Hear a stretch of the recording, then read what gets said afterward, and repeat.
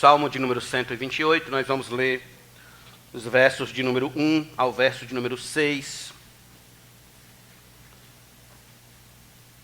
O tema dessa mensagem já foi anunciado aqui no início do culto.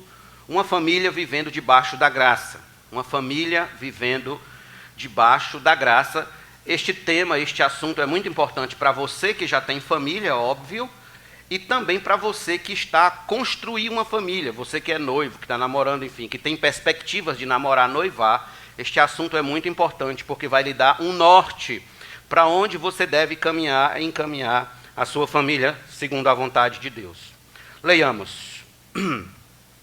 Bem-aventurado aquele que teme o Senhor e anda nos seus caminhos. Você comerá do fruto do seu trabalho, você será feliz e tudo irá bem com você.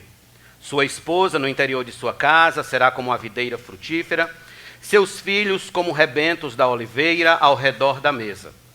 Eis como será abençoado o homem que teme o Senhor. Que o Senhor o abençoe desde Sião, para que você veja a prosperidade de Jerusalém durante os dias de sua vida, e veja os filhos dos seus filhos, paz sobre Israel. Oremos. Senhor Deus, rogamos por tua graça nesse instante, para que a tua palavra faça sentido para o nosso coração, faça sentido para as nossas mentes. Tu, ó Deus, opera por meio da tua palavra. O teu Espírito Santo age conforme a tua bondosa palavra. Então, em nome de Jesus, aplica tudo o que lemos hoje à noite para a tua honra e glória, e assim, Senhor, mantém-nos com um coração atracado à tua vontade. Em nome de Jesus, nós te agradecemos, gratos, todos nós digamos amém. Preste atenção em nome de Jesus. É perceptível que em todos os quadrantes da terra existe uma acirrada e cruel batalha contra a família.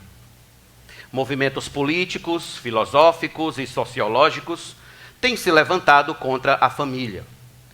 Temos visto uma notória campanha nestes últimos dias alimentando degeneração no seio das famílias, resultando com isso em grandes tragédias na sociedade moderna.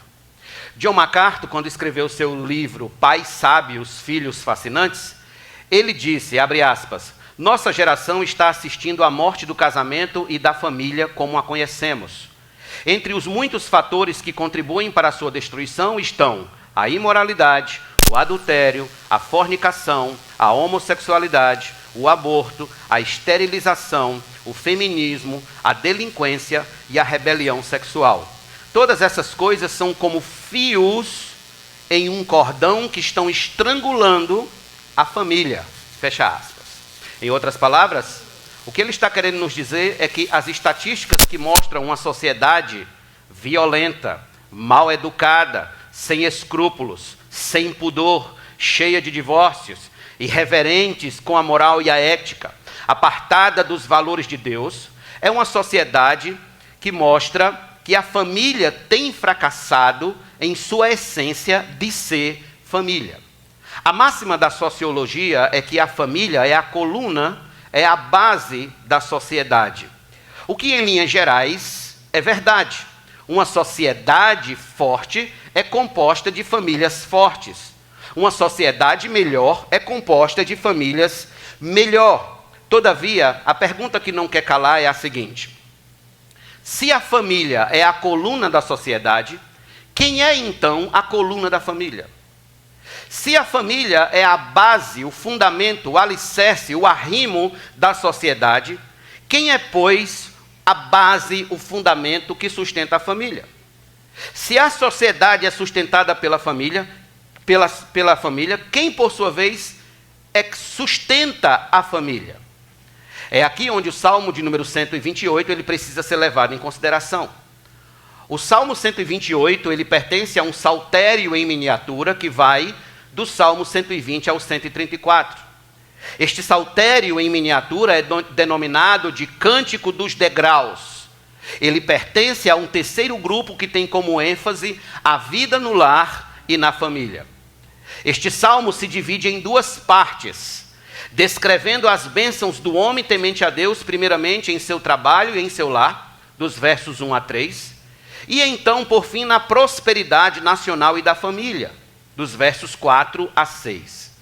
Creio eu, queridos amigos e irmãos, que este salmo tem muito a nos dizer sobre o que significa ser uma família vivendo diariamente debaixo da graça de Deus. E sendo este o modelo não apenas para aqueles tempos, mas também para os tempos de hoje.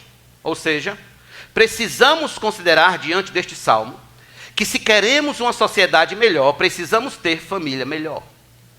Se queremos uma comunidade melhor, se queremos uma vizinhança melhor, precisamos ter família melhor.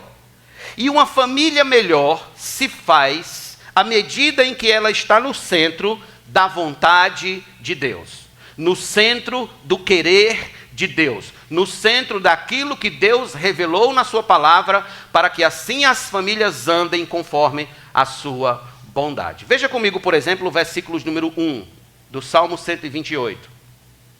Bem-aventurado aquele que teme o Senhor e anda nos seus caminhos.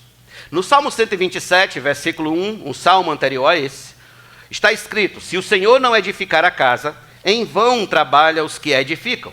Se o Senhor não guardar a cidade, em vão vigia a sentinela. Em outras palavras, a base de uma família feliz, regrada e equilibrada é a vontade de Deus sendo obedecida, sendo honrada, sendo entronizada, sendo trazida ao centro diariamente em primeiro lugar. Deixe-me perguntar, a sua família está dentro do plano de Deus? A sua família, o seu lar, revela a todos a presença de Deus? Você conhece o profundo propósito de Deus para a sua família? Que lugar a sua família ocupa no plano de Deus? Você sabe responder por que Deus criou a família? Creio eu que cada marido, cada esposa, cada filho e filha deveriam tomar algum tempo de suas vidas e perguntar: como Deus deseja que as famílias sejam? Como Deus deseja que a minha família seja? O que significa, pastor, uma família vivendo debaixo da graça? Permita-me dar-lhes 5 respostas rápidas hoje à noite. Em primeiro lugar, uma família vivendo debaixo da graça é uma família unida. Uma família que vive debaixo da graça é uma família unida. Antes de nós lermos o texto propriamente dito, permita-me dizer-lhes o que eu entendo como família a partir das Escrituras. Como família eu entendo o pai, a mãe e os filhos. O marido, a esposa e os filhos. O restante são parentes. O restante são familiares que já não fazem mais parte do núcleo basal de uma família, que se constitui em o pai, a mãe e os filhos. Muito bem, então, em primeiro lugar, uma família debaixo da graça é uma família unida. Veja comigo o versículo número 3, por favor. Versículo número 3. Sua esposa, no interior de sua casa, será como uma videira frutífera. Seus filhos serão como rebentos da oliveira ao redor da sua mesa. Observe, isto aqui simboliza a união do lar como vontade de Deus.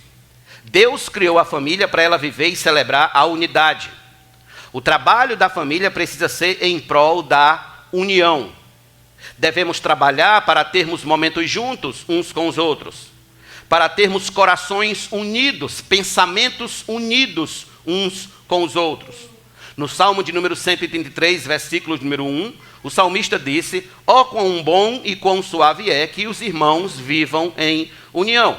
Nós poderíamos parafrasear e dizer isso: ó, quão bom e quão suave é que os cônjuges vivam em união, que os filhos vivam em união, que a família viva em união. Esta é a vontade de Deus. O modelo bíblico para as famílias é que elas vivam em união. Entretanto, é impressionante ver a divisão que há entre esposas e maridos, entre pais e filhos, entre filhas e mães, entre irmãos e irmãs.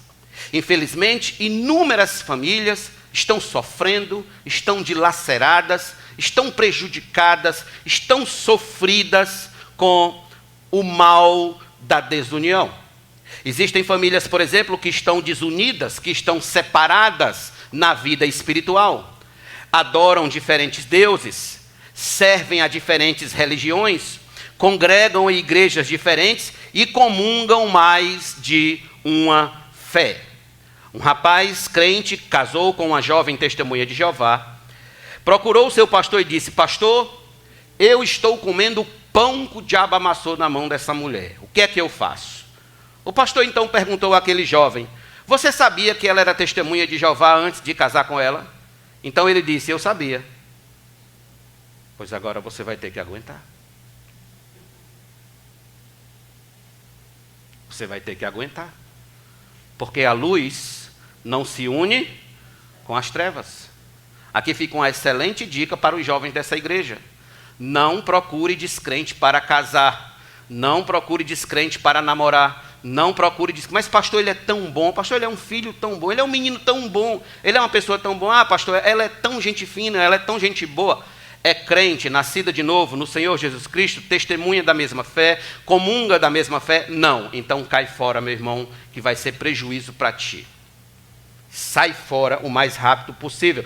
O pastor Hernandes Dias Lopes chama isso de aliança perigosa. É uma aliança muito perigosa.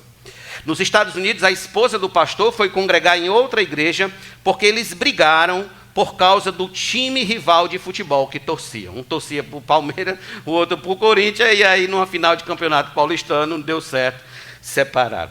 Existem famílias que estão separadas por desavenças de natureza social. Brigam por partidos políticos, brigam por times de futebol, como eu acabei de falar, brigam por questões financeiras, principalmente herança. Herança é o inferno para causar desunião na vida de uma família. Brigam por questões profissionais, brigam por questões de posição social. Um mora num bairro mais chique, o outro mora num bairro mais de periferia, e a partir daí gera-se uma divisão, uma desunião constante. Existem famílias que estão separadas fisicamente. Nunca seus membros têm o privilégio de estarem juntos. Razões de trabalho, razões de localização domiciliar, um mora em João Pessoa, o outro mora em Fortaleza, razões de rancor, razões de discórdia, de amargura, de ira, de passado mal resolvido. É por isso que o teólogo americano Stephen Olford, ele disse: quando beijos e abraços cessam em um lar, problemas estão a caminho. Quando beijos e abraços cessam em um lar, pai, beije seus filhos. Pai, mãe, abrace seus filhos. Filhos, abracem seus pais. Beijem seus pais. Mostrem união neste quesito de carinho. O Dr. John Blanchard falou: nossa família precisa mais de nossa presença do que de nossos presentes. Muito mais de nossa presença. Muitas das vezes os problemas de desunião na nossa família começam exatamente aí. É que a fim de cobrirmos o vácuo, o vazio que nós deixamos como pai e como mãe, a gente quer encher os nossos filhos de presentes, de Xbox, de passeios, de roupas, de bolsas, de smartphones, de brinquedos, etc. Quando no fundo, tudo que aquele filho precisava, na verdade, era da nossa presença. Infelizmente, estamos no mundo da desunião.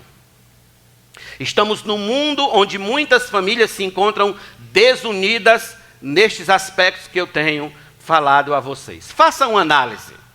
Faça uma análise de como está o nível de união e comunhão na sua família. Por exemplo, na sua família existe culto doméstico todos juntos?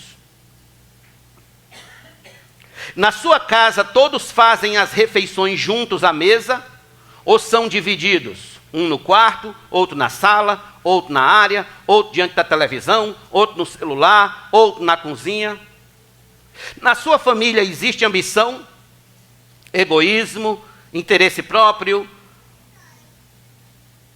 ambição onde cada qual quer o melhor em cima do outro. Como vai a sua família no nível de união dentro do seu lar? No seio do seu lar, há respeito, há honra, há consideração. Como sua família evidencia a união que este salmo está expressando? todos ao redor da mesa. Esta é uma imagem de união. É uma imagem de uma família unida. Então, em segundo lugar, uma família vivendo debaixo da graça. Primeiro, é uma família unida. Segundo lugar, é uma família santa. Uma família que vive debaixo da graça de Deus é uma família santa.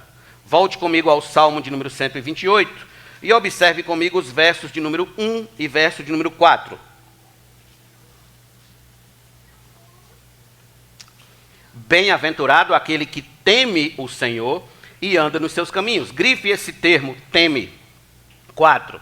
Eis como será abençoado o homem que teme o Senhor. Entenda, quando eu falo santo, eu não estou falando que a família de um crente é uma família perfeita, sem problemas, rusgas, desavenças, arengas e coisas do tipo, porque não é.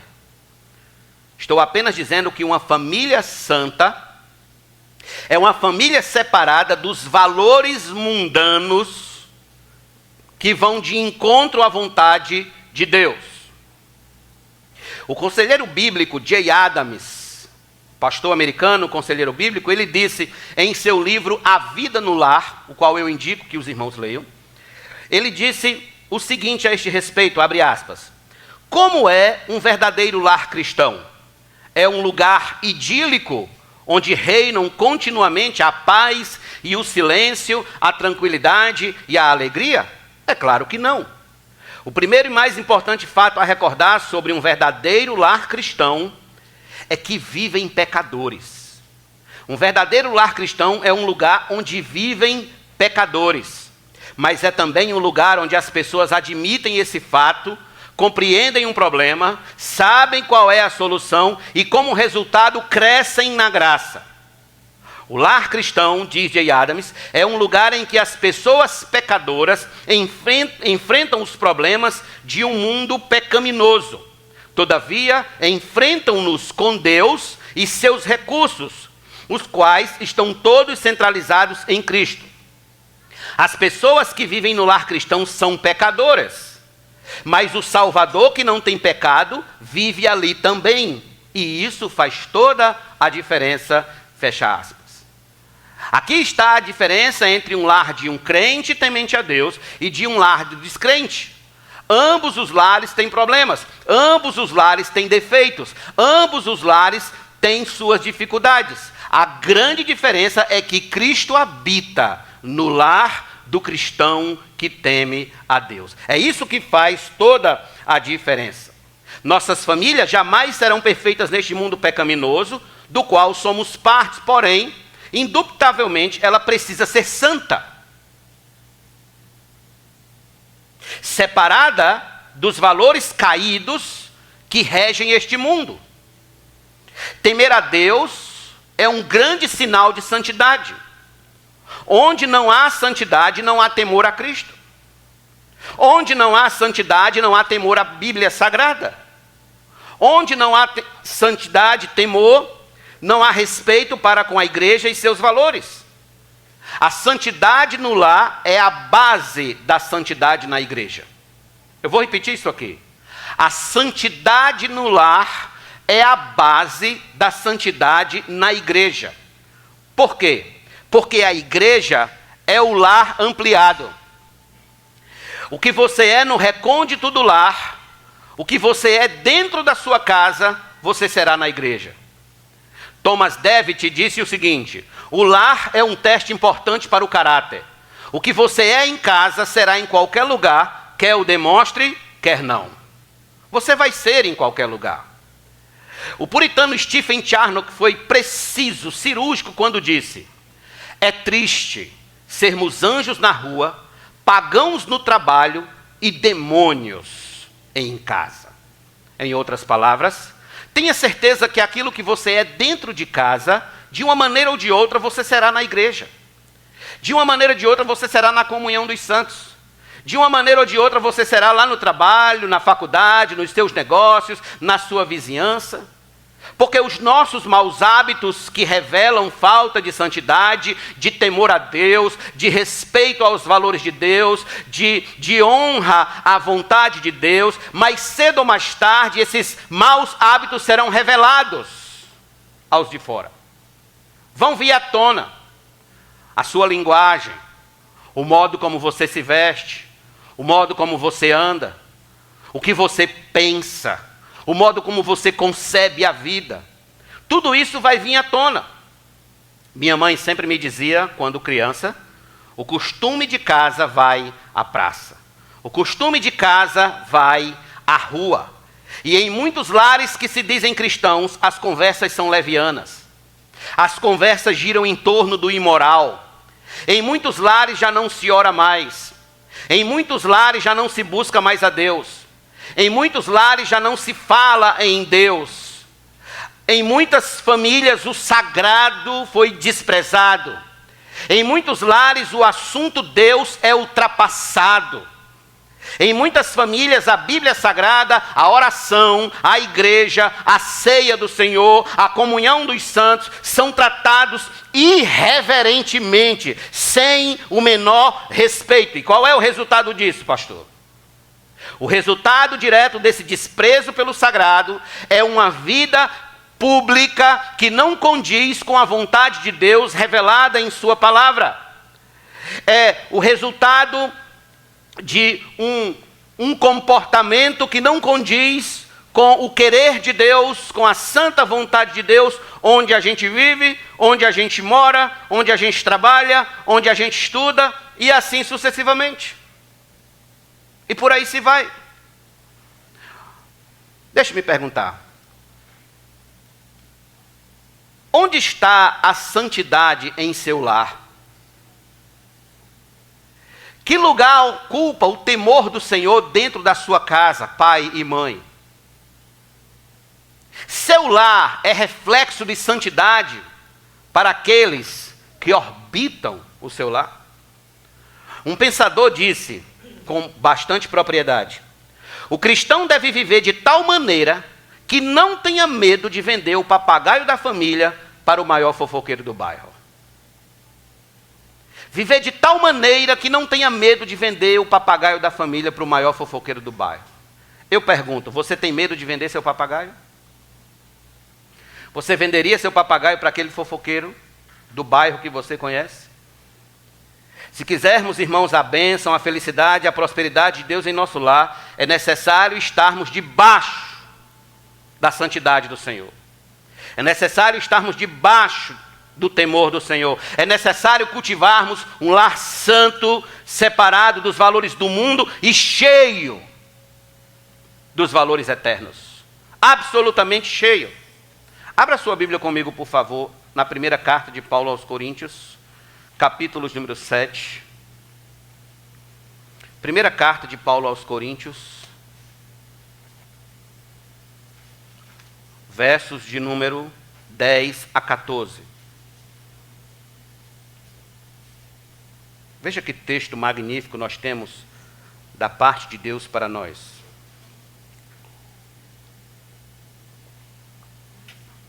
Aos casados ordeno não eu, mas o Senhor, que a mulher não se separe do marido. Que texto interessante isso aqui. Mas se ela se separar, que não se case de novo, ou que se reconcilie com o seu marido. E que o marido não se divorcie da sua esposa.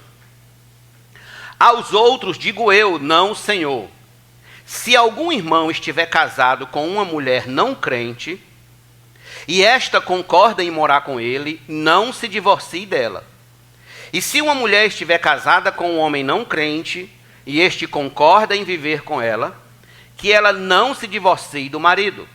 Porque o marido não crente é santificado no convívio da esposa.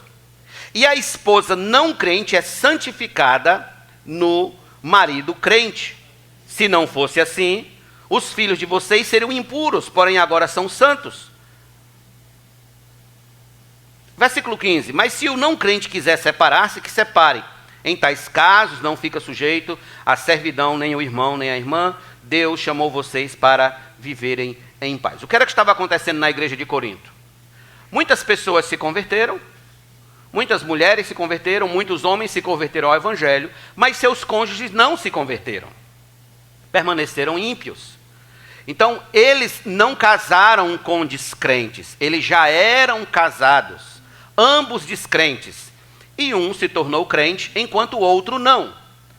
Então, havia aquela crise entre eles, de que aqueles cuja esposa não era crente, cujo marido não era crente, viviam em impureza, principalmente no quesito impureza sexual.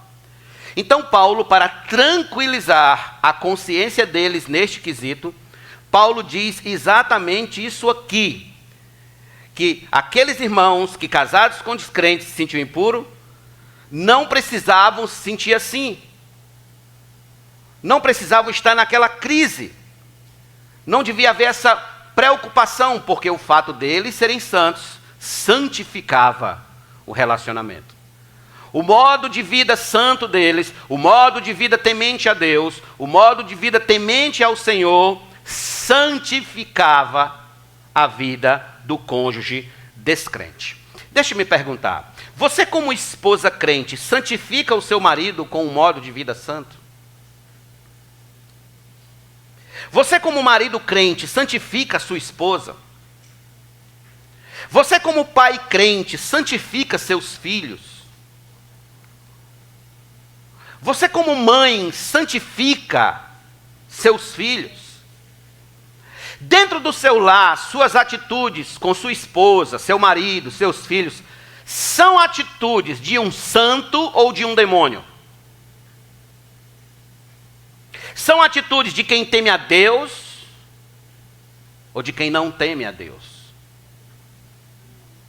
Que a partir de hoje, meus irmãos, seja esta a nossa oração: Senhor, santifica o meu lar, santifica a minha família, assim como Tu és santo. Ajuda, Senhor, a minha família a temer somente ao Teu nome, do mais novo ao mais velho, que todos venham tão somente temer o Teu nome.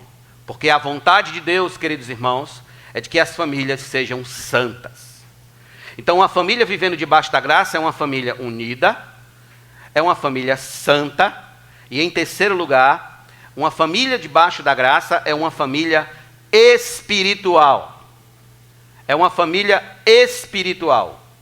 Mais uma vez eu convoco você a observar no versículo 1 do Salmo 128, que diz: bem-aventurado aquele que teme o Senhor e anda nos seus caminhos. Grife essa última parte do versículo, nos seus caminhos. Por quê? Porque todos os caminhos de Deus são caminhos espirituais. Quem anda em caminhos carnais somos nós. Deus tem caminhos espirituais. Se almejamos uma família feliz e abençoada por Deus, é necessário andarmos em seus caminhos, o que por sua vez são caminhos espirituais. Matthew Henry disse o seguinte: onde temos uma tenda, é preciso que Deus tenha um altar. Onde temos uma tenda, é preciso que Deus tenha um altar. Eu pergunto, Deus tem um altar na sua casa? Deus tem um altar no seu quarto? Deus tem um altar na sua sala? Deus tem um altar no seio da sua família? Deus tem um altar no seio do seu lar? Considere isto, que uma família espiritual é uma família que adora a Deus em espírito e em verdade. O que é uma família espiritual, pastor? É uma família que adora a Deus em espírito e em verdade. No Salmo 119, versículo 2 e 3, o salmista diz: bem-aventurados os que guardam os seus testemunhos e o buscam de todo o coração, não praticam iniquidade e andam nos seus caminhos. Andam nos seus caminhos. Em João capítulo 4, verso 24, Jesus disse: Deus é espírito e é necessário que os seus adoradores o adorem em espírito e em verdade. Todavia, cada vez mais está sendo difícil ser espiritual hoje em dia. Em alguns setores da vida moderna, do mundo moderno, da existência moderna, ser espiritual é ser retrógrado. Ser espiritual é ser antissocial, é ser fanático, é ser imbecil, é ser quadrado, é ser idiota, é ser tolo e por aí se vai. Na verdade, é uma característica do mundo, deste mundo, desqualificar os homens e mulheres espirituais. E lastimosamente, quando se perde o espiritual, o caos toma de conta. Por exemplo, quando Acã perdeu o senso espiritual, sua família foi destruída. Quando Davi perdeu o espiritual de vista, seu lar nunca mais foi o mesmo. Quando Salomão perdeu o link espiritual que ele tinha com a palavra de Deus, com a vontade de Deus, com o Espírito de Deus, sua casa se tornou corrompida com idolatria. Quando Sansão não levou a sério o espiritual, os caminhos de Deus, sua vida foi ao fracasso.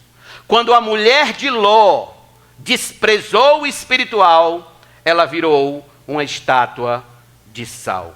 Deixe-me perguntar, a sua família valoriza o espiritual? Será que sua família já não perdeu o espiritual? Quando é que se perde o senso espiritual? Quando é que se perde a noção, a sensibilidade da vida espiritual? Primeiro começa com as pequenas coisas, não faz mal. A mentirinha não faz mal? Surrupiar o troco do supermercado não faz mal? Não ler a Bíblia não faz mal? Não orar todo dia não faz mal? Não vir à igreja congregar regularmente não faz mal? Quando você começa a trocar os valores de Deus, da palavra de Deus, da igreja de Deus, da comunhão da igreja de Deus, por outros ambientes e outros eventos, relegando tudo que diz respeito a Deus a segundo lugar, ou a terceiro lugar, ou até a quarto lugar. Então, a partir daí, começa a se perder o fluxo espiritual. Esse fluxo vai sendo cortado, e daqui um dia não se tem mais nada. Quando é que se perde o senso do espiritual? Quando não se anda mais com a Bíblia Sagrada. Quando a oração e a leitura bíblica são substituídas por maratonas e maratonas de séries nos streams. Quando se misturar com o mundo é não perder o status social. Quando a bigamia é vista como algo que se te faz feliz, então aproveite. É isso que o mundo diz. Se te faz feliz, então seja feliz. Se te faz feliz, aproveita. Quando é que se perde o senso espiritual em uma família? Quando ser homossexual passa a ser opção e direito de cada um e não mais um pecado bíblico. Irmãos, está na hora de urgentemente orarmos de verdade pelos nossos lares, colocarmos em prática de verdade os princípios da palavra de Deus referente à vida em família, lutando a fim de que nossos lares sejam cheios do Espírito Santo. Cheios do Espírito Santo, porque uma família cheia do Espírito Santo não perde a identidade de servos de Deus. Uma família cheia do Espírito Santo não se curva ante as propostas infernais e mundanas que nos rodeiam. Uma família cheia do Espírito Santo, ela não fracassa diante dos vendavais da vida. Ela não se deixa influenciar pelos valores deturpados da nossa mídia. Uma família cheia do Espírito Santo, ela não joga fora os valores espirituais ensinados ricamente na palavra de Deus. O que é uma família cheia do Espírito Santo? Abra sua Bíblia comigo, por favor, em Efésios capítulo número 5. Efésios capítulo número 5.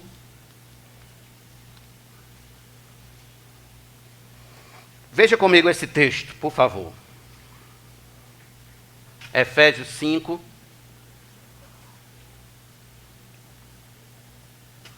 Nós estamos em busca de termos uma família cheia do Espírito Santo, um lar cheio do Espírito Santo. E aqui então está a fórmula bíblica para que isso ocorra. Verso de número 18. E não se embriaguem com vinho, pois isso leva à devassidão. Mas deixem-se encher do Espírito, falando entre vocês com salmos, hinos e cânticos espirituais, cantando e louvando de todo o coração ou com o coração ao Senhor, dando sempre graças a Deus por tudo, a nosso Deus e Pai, em nome de nosso Senhor Jesus Cristo. Isso aqui é o que precisa ter dentro do seu lar, mas calma que o texto não parou aí. Paulo prossegue, verso 21. Sujeitem-se uns aos outros no temor de Cristo. Esposas, que cada uma de vocês se sujeite a seu marido como ao Senhor. Porque o marido é o cabeça da esposa, como também Cristo é o cabeça da igreja, sendo ele próprio o salvador do corpo. Como, porém, a igreja está sujeita a Cristo, assim também a esposa se sujeite em tudo ao marido. Note que texto nós temos aqui, irmãos. Não adianta, irmã, você dizer que é cheia do Espírito Santo, se você não deixa seu marido liderar o seu lar. Se você não deixa seu marido liderar a sua família. Se lá na sua família você é quem manda, você é quem bate o pé, você é quem diz como tem que ser, você quer tomar a posição de líder do lar, de cabeça da família. Você não pode ser uma mulher considerada cheia do Espírito Santo se você é quem tem a última palavra no seu lar. Não. De acordo com a palavra de Deus, de acordo com o que estamos lendo aqui, o cabeça do lar, o líder da família é o homem. E o homem é que vai ser chamado para responder diante de Deus pela família. Ouça isso, homem, você que me ouve hoje à noite aqui. Não vai ser sua mulher e não vai ser seus filhos que vão ser chamados para responder pela vida espiritual da sua família. Vai ser você. Você será chamado diante de Deus. Assim como o pastor será chamado para responder pela igreja, assim o marido será chamado para responder pela família, porque ele é o sacerdote do lar, e é o que a gente vê aqui no verso 25. Maridos, que cada um de vocês ame a sua esposa, como também Cristo amou a igreja e se entregou por ela, para que a santificasse, tendo-a purificado por meio da lavagem de água pela palavra, para apresentar a si mesmo como igreja gloriosa, sem mancha, nem ruga, nem coisa semelhante, porém santa e sem defeito. Assim também o marido deve amar a sua esposa como ama o próprio corpo. Quem ama a esposa ama a si mesmo, porque ninguém jamais odiou o seu próprio corpo, ao contrário, o alimenta e cuida dele, como também Cristo faz com a igreja. Note, sempre Cristo, a referência a Cristo em relação ao marido. Assim também, versículos número 30, porque somos membros do seu corpo. Eis porque o homem deixará o seu pai e a sua mãe se unirá à sua mulher, tornando-se os dois uma só carne. Paulo aqui se refere a Gênesis capítulo número 2, versos de número 18 a 25, quando ele diz claramente que o casamento oficial, o casamento original, o qual Deus criou, não foi de um homem com um homem, nem de uma mulher com uma mulher, mas foi de um homem com uma mulher. É um casamento heterossexual, é o que está na palavra. E nós temos que obedecer. Seguindo, grande é este mistério, mas eu me refiro a Cristo e à igreja. No entanto, também quanto a vocês, que cada um ame a própria esposa como a si mesmo, e que a esposa respeite o seu marido. Mas não parou aí, verso 1, filhos. Agora Paulo vai falar dos filhos cheios do Espírito Santo. Filhos, obedeçam a seus pais no Senhor, pois isto é justo. Honre o seu pai e a sua mãe, que é o primeiro mandamento com promessa, para que tudo corra bem com você e você tenha uma longa vida sobre a terra. E vocês, pais, não provoquem os seus filhos à ira, mas tratem de criá-los na disciplina. Que termo horrível para a nossa sociedade mimizenta, para a nossa sociedade, o qual tudo é um escândalo. Disciplina. E no final do versículo diz, e na admoestação do Senhor, no ensino. Pai, você precisa disciplinar e instruir seus filhos. Quer ser um pai cheio do Espírito Santo, uma mãe cheia do Espírito Santo, você precisa disciplinar, claro, disciplinar com sabedoria, cuidado, obviamente, e instruir. É a chamada disciplina corretiva e disciplina formativa. Então veja, nós temos aqui o que significa uma família cheia do Espírito Santo. Mais uma vez, citando John MacArthur, ele diz: há muitos cristãos que conhecem e amam o Senhor, que não estão vivendo de acordo com suas leis morais, conjugais ou familiares. Por quê? Porque eles não estão cheios do Espírito. Uma coisa é possuir o Espírito de Deus, outra é ser cheio por Ele. Efésios 5,18 diz: não vos embriagueis com o vinho no qual há contenda, mas enchei-vos do Espírito. Em outras palavras, todo cristão possui o Espírito, mas nem sempre é controlado ou cheio do Espírito. E quando não somos controlados pelo Espírito de Deus, nossa vida familiar manifestará isso.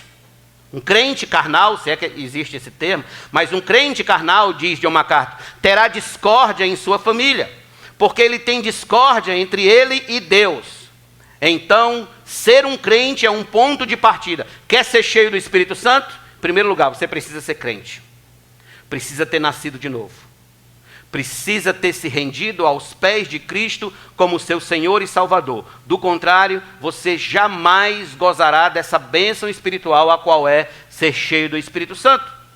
E no final, John MacArthur diz: ser crente é um ponto de partida, mas ser controlado pelo Espírito é o que traz todo o resultado.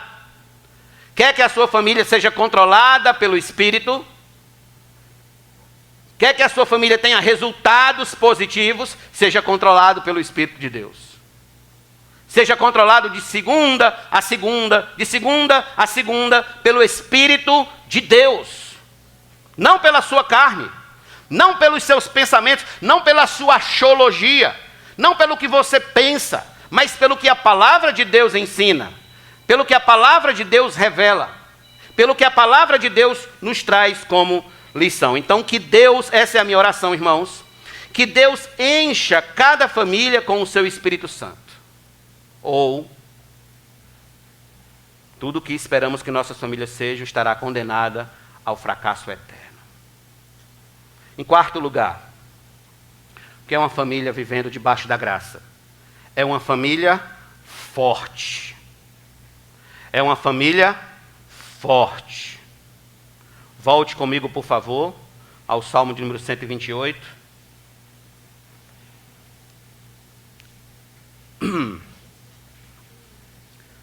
Sua esposa, no interior de sua casa, verso 3, será como a videira frutífera, seus filhos serão como rebentos da oliveira ao redor da sua mesa. Esta imagem de árvores bem plantadas e frutíferas que o salmista nos traz é o reflexo de uma família forte em todas as áreas. O versículo 3 sintetiza o todo como exemplo do que é uma família forte. Uma família forte, resumindo, é onde todos estão juntos. Uma família unida é uma família santa. Uma família santa é uma família espiritual. E uma família espiritual é uma família forte. Forte emocional, física e espiritualmente. Qual é o alvo de Satanás? Nunca esqueça que você tem um grande inimigo espiritual chamado Satanás. Qual é o alvo desse inimigo espiritual? O alvo de Satanás é enfraquecer as famílias. Ele sabe que uma família fraca é uma família como uma presa fácil para o inferno. Se existe algo que precisa ser forte, queridos, é a nossa família. Se quisermos uma igreja forte, é necessário que as famílias sejam fortes. Infelizmente, há muitas famílias fracas. Famílias que na primeira luta financeira deixam Jesus. Na primeira enfermidade deixam de congregar. No primeiro desemprego abandonam a fé. Na primeira tentação caem em pecado. Na primeira batalha se desanimam de viver para Deus.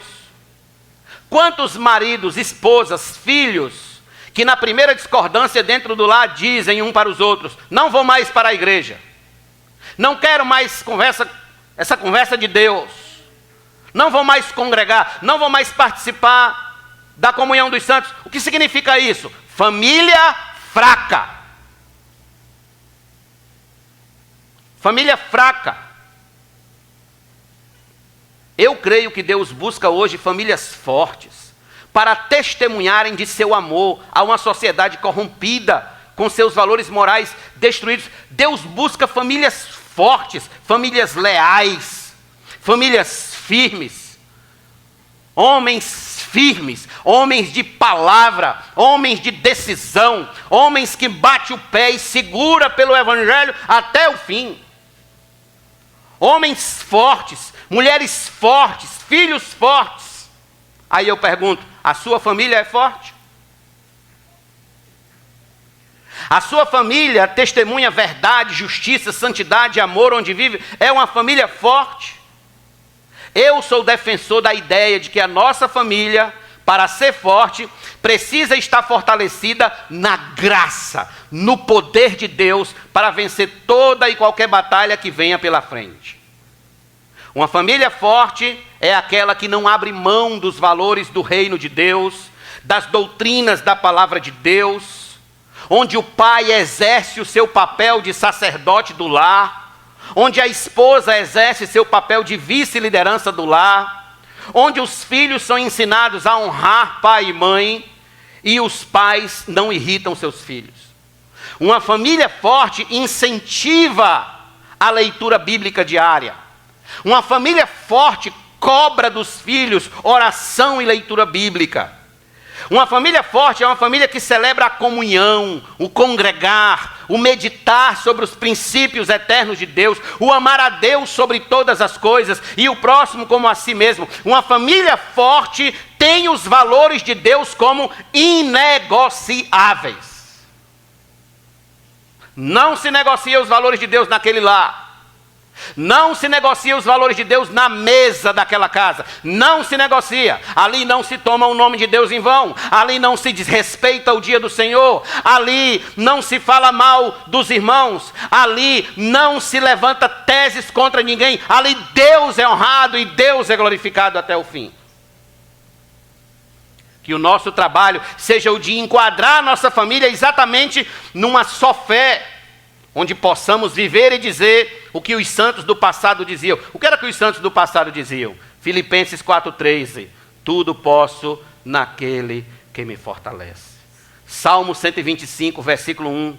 Que a gente possa dizer isso a respeito do nosso lar. Os que confiam no Senhor são como um monte Sião, que não se abala, mas permanece firme para sempre.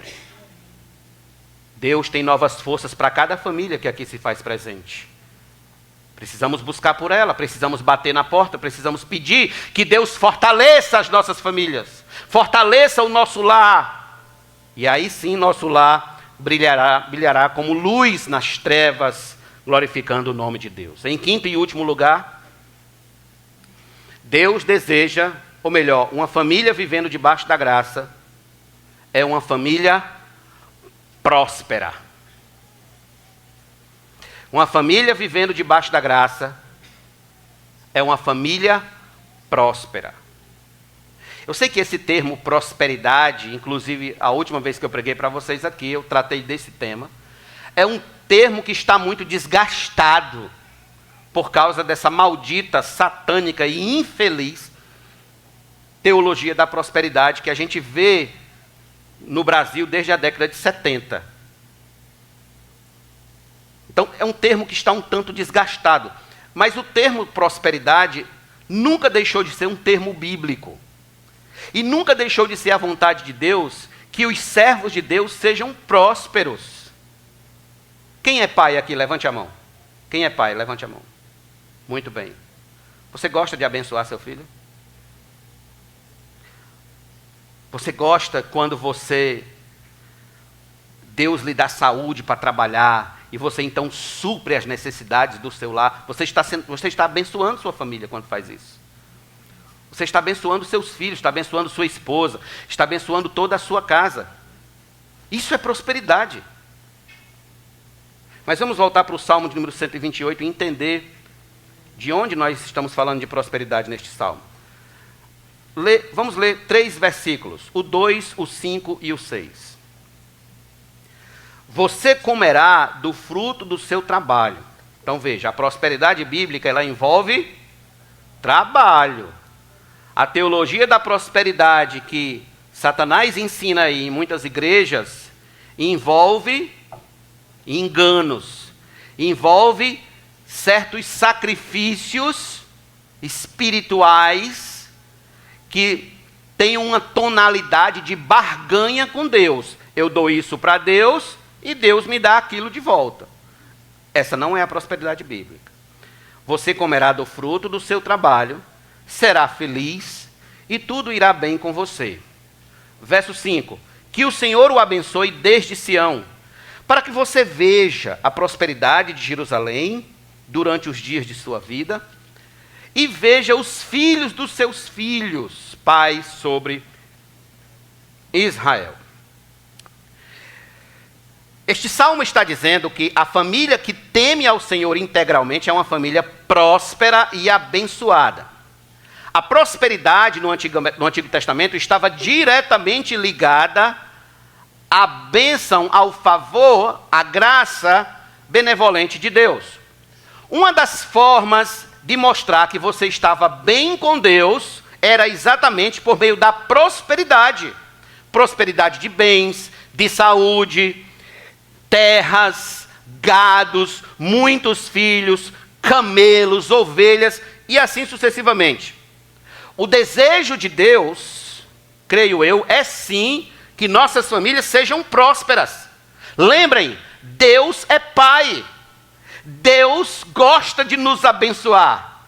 Deus se sente um Pai em toda a sua plenitude quando nos abençoa, quando usa de misericórdia conosco e da sua graça é bondoso conosco e nos supre as nossas necessidades. Nós ficamos felizes quando, como pais humanos, quando a gente supre as necessidades de nossos filhos. Nós ficamos satisfeitos, é tanto que Jesus chegou a dizer: vocês que são pais homens humanos, se o filho pedir pão, você não vai dar um escorpião? Se o filho pedir ovo, você não vai dar uma pedra? Quanto mais o Pai Celeste de vocês. Então, o nosso Pai Celeste tem sim a intenção santa, magnífica e eterna de nos abençoarmos. Por quê? Porque quando a gente é próspero no temor do Senhor, nós nos tornamos canais de bênçãos para as famílias mais fracas. Quando você é próspero no temor do Senhor, e aqui tem um ponto interessante, ser próspero em quê? No temor do Senhor. Quando você é próspero no temor do Senhor, nos tornamos canais de bênção para as famílias mais fracas, para pessoas que estão precisando de socorro e de ajuda. Por exemplo, quando você é próspero de saúde, você pode ajudar os que não têm saúde. Você pode doar sangue, você pode doar medula, você pode passar noite em hospital com pessoas que estão padecendo. Você pode socorrer aqueles que precisam de saúde. E eu creio que todos aqui estejam de acordo comigo de que o crente pode sim doar sangue, porque do contrário, você seria uma testemunha de Jeová. Próspero, Deus quer que sejamos prósperos de emoções saudáveis para ajudar os de almas perturbadas. Os de almas perturbadas. O cristão é alguém que onde chega, ele deve trazer paz ao ambiente. E como é que ele vai trazer paz ao ambiente? À medida em que ele tiver emoções saudáveis. Deus deseja que as famílias sejam prósperas financeiramente. Por que não? Prósperas financeiramente, a fim de abençoar os mais necessitados de comida, de roupa, de calçados, de remédios, etc. Os necessitados à nossa volta. Prósperos espiritualmente, prósperos no conhecimento da palavra, prósperos no conhecimento das Escrituras, com o intuito de levar no poder do Espírito Santo a mensagem do Evangelho que liberta dos grilhões do diabo, arranca das trevas os homens escravos do pecado que vivem na escuridão da eternidade. Deus não nos abençoa apenas para sermos abençoados, mas para sermos uma bênção a todos aqueles que nos cercam. A todos aqueles que estão ao nosso redor. Qual foi a ordem de Deus a Abraão? Abraão, se tu uma bênção.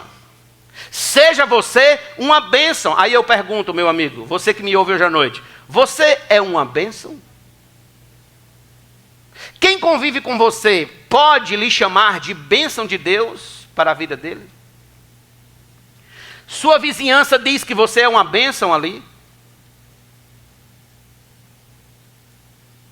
Conheço a história de uma família, eu ouvi há muitos anos atrás, de Madureira, no Rio de Janeiro, de que quando essa família foi... Era uma família de crente, e quando essa família foi embora da rua, os vizinhos se reuniram e fizeram uma festa, saltaram fogos, porque era a família mais confuseira que tinha, era aquela família que se dizia crente. Não era uma bênção. Seus colegas de trabalho, de colégio, faculdade, testemunham que você é uma bênção? Suas atitudes são de quem é uma bênção ou de quem é uma maldição? A promessa de Cristo é essa: eu vim para que tenham vida e a tenham em abundância. Zoe é a palavra no grego para vida ali. Zoe significa a vida de Deus, a vida plena. Aonde se evidencia a vida de Deus, ali estará toda sorte de bênção espiritual para quem experimenta de tal vida. Aí sim a gente vai poder ver como o salmista viu em sua própria história e disse com a sua própria boca o seguinte. Abra sua Bíblia, por favor, no Salmo de número 37. Já estou caminhando para a conclusão. Salmo de número 37, verso de número 25 e 26.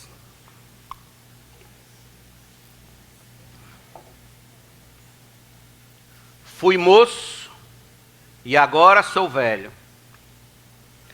Porém, jamais vi o justo desamparado, nem a sua descendência a mendigar o pão. É sempre compassivo e empresta, e a sua descendência será uma bênção. Isso é uma família próspera. Uma família que teme o Senhor. O salmista está nos dizendo que Deus jamais abandonará a família do justo. Muito pelo contrário, fará dela uma bênção. Deus prosperou a família de Abraão, Deus prosperou a família de Davi, de Isaac, de Salomão, de Jacó, de José, de Josué. Deus prosperou a família desses homens. Eu pergunto, você acha que Deus mudou?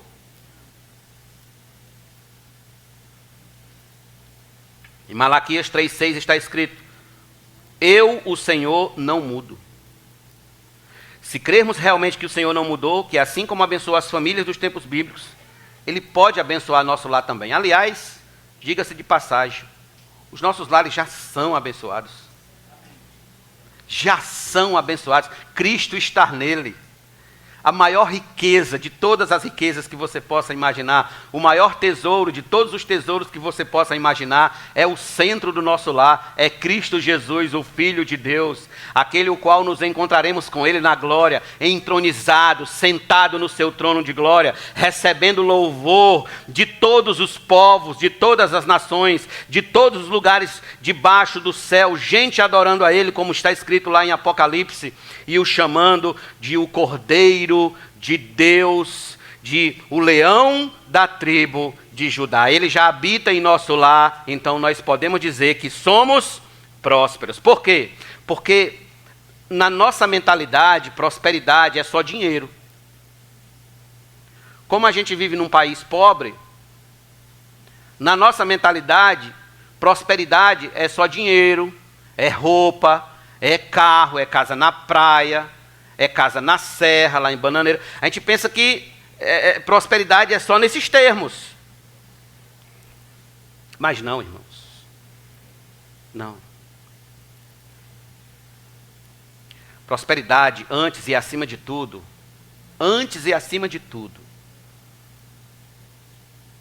é Cristo. Prosperidade, antes e acima de tudo, é Cristo Jesus. Quem tem Cristo, tem tudo. Quem tem Cristo, tem tudo.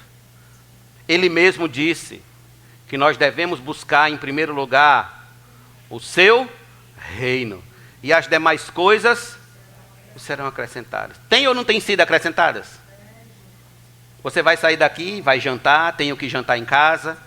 Você vai dormir numa cama confortável, tem o seu ventiladorzinho ali, outros vão ligar o ar-condicionado, outros têm um ventilador. Então, nós temos, amanhã vamos trabalhar e estamos com saúde. Irmãos, é muita bênção, é muita prosperidade. Ouça você, meu amigo e minha amiga que está aqui, que ainda não é crente. Todos os dias você resiste à misericórdia de Deus. Todos os dias que quando Deus não lhe mata, quando Deus não fulmina a sua vida, Ele lhe dando misericórdia, Ele lhe banhando com misericórdia, Ele lhe banhando com graça.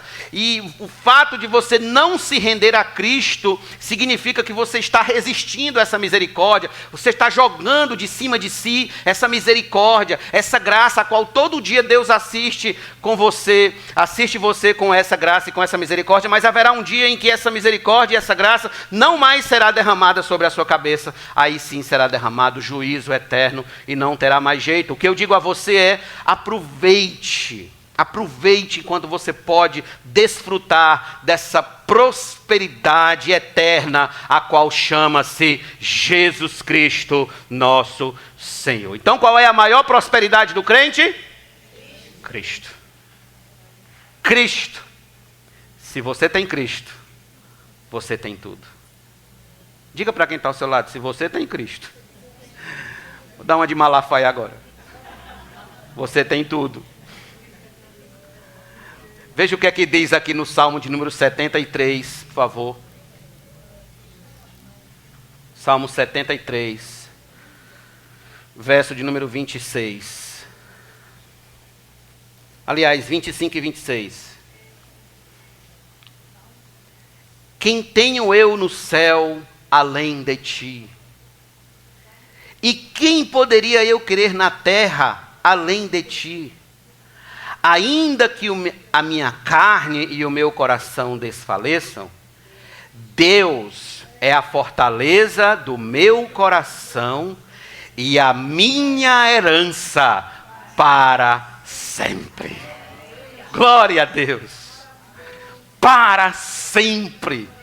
Ninguém jamais vai poder roubar de nós, tomar de nós esta herança superior.